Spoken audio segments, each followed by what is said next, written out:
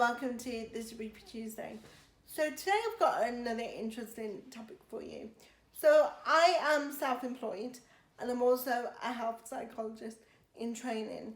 So this means that I often have to manage my own workload and, be responsible for my own actions. And I bet there's a lot of you who are doing similar things to me. I bet there's a lot of students out there who need to manage their own time, especially if you're a postdoctoral student. And then trust me, I'm with you and I feel your pain. But sometimes what I really struggle with is procrastination.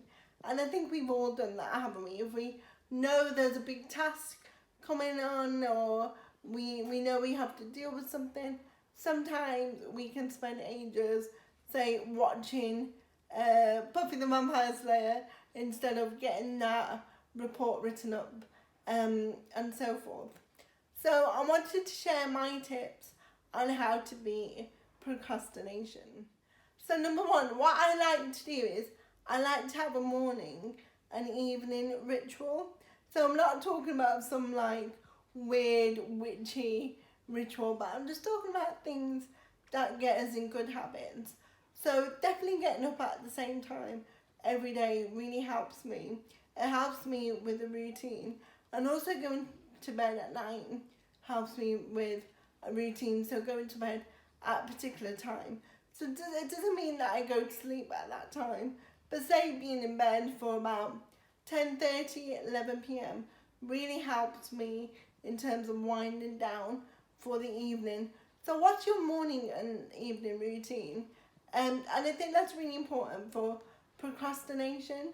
So if you can have a routine, you're more likely to get things done.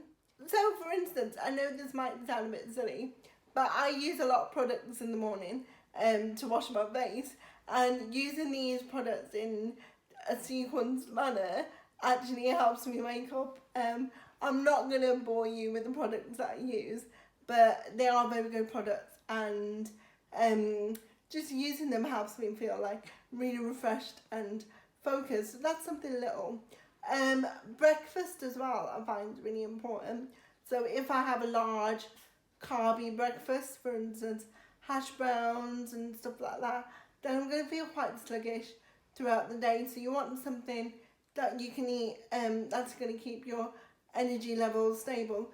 And I know you probably heard all this before, but this is really important in combating procrastination. And also, before I get onto a task, I need to be in the right frame of mind, because there's no point you sitting at the computer for several hours and only getting 10 words down when you need to get, 3,000 down. So what I like to do is I like to have a music playlist with upbeat and motivational songs, and that kind of gets me in the right mindset. Finally, what I've noticed recently is that I've been stagnating. So I know personally I'm a bit of a perfectionist, so I don't like starting a piece of work unless it's perfect.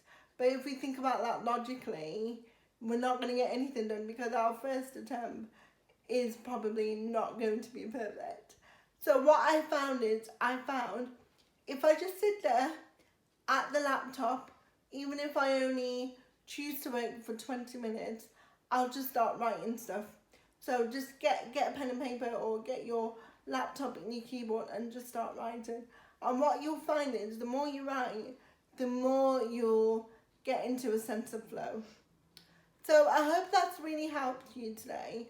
So those are just a few of my ways in combating procrastination.